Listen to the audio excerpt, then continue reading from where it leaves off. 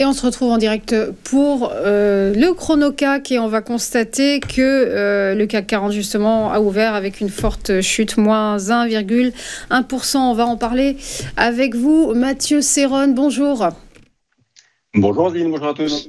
Vous êtes trader et fondateur de Galileo Trading. Et malgré son rebond vendredi dernier, l'indice parisien a donc clos un mois de novembre très terne, où la politique a donné le tempo sur les marchés. Le CAC accuse une baisse de moins 1,6% sur cette période. Oui, et qui a conclu une 6e semaine de baisse consécutive pour un repli cumulé d'environ 5%, une instabilité politique donc qui continue de peser sur le marché français, alors que la semaine s'annonce animée avec un gouvernement qui risque d'être renversé par le dépôt d'une motion de censure cette semaine. Donc vous en parliez, l'indice français donc qui reste plombé avec en repli depuis le début de l'année de 4% hors dividende. Lorsqu'on y intègre les dividendes, on est sur un repli de 1%.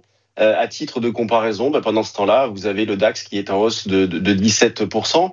Et parce qu'on parle du CAC 40, mais quand on sort un petit peu du CAC, quand on regarde ce qui se passe du côté des mid et small, la situation est encore pire, puisque je vous disais, le CAC depuis le début d'année, on est à moins 4 et moins 1 avec les dividendes. Mais si on prend le CAC small, on est à moins 10% depuis le début de l'année, avec parmi les valeurs qui composent cet indice-là vraiment des configurations dramatiques. En préservant les 7100 points la semaine dernière, le CAC a évité d'entrer dans une zone d'attraction baissière encore plus forte. C'est vraiment ce niveau-là qu'on va surveiller encore cette semaine, donc les 7100 points sur le futur. Si jamais cette zone-là, qui constitue donc les plus bas du mois d'août, venait à céder, derrière, il y a un potentiel de baisse assez important avec assez rapidement les 6900 points en ligne de mire et puis ensuite et surtout la zone des 6550, 6600 points. Moi, je conserve comme pivot les 7350. C'est d'ailleurs un niveau que je vous avais proposé lundi dernier et qui a bien fonctionné puisque ça a été le plus haut de la semaine. Donc, je considère toujours qu'on a un biais baissier en cours. Tant qu'on évolue sous les 7350, je reste vendeur. Je continue d'accumuler des écarts plutôt à la vente. Là, pour ce début de séance semaine, je suis placé autour des 7190 pour commencer à vendre un petit peu. On est actuellement à 7170 points, donc en repli de 1%. Donc 7190, c'est pour moi la résistance la plus proche sur laquelle on peut commencer à vendre un petit peu. Au-dessus, on a les 7215-20 jusqu'à éventuellement les plus hauts de vendredi autour des 7250. Mais pour l'instant, dans l'état actuel des choses, j'y crois pas trop.